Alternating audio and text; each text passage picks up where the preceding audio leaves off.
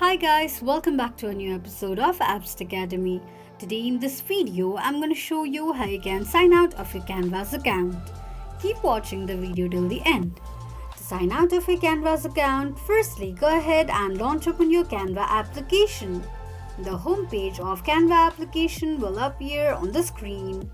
Click on three lines at the top left corner of the page and tap on Settings. You will end up on the settings page of your Canva's account. Click on Login and Security option. On the next page, tap on Sign out from all the devices. From the pop-up, click on Sign out of all the devices once again. This is how you can sign out of your Canvas account quickly and easily just in few steps. If you have any thoughts or queries, let us know in the comments section. Don't forget to subscribe to our channel.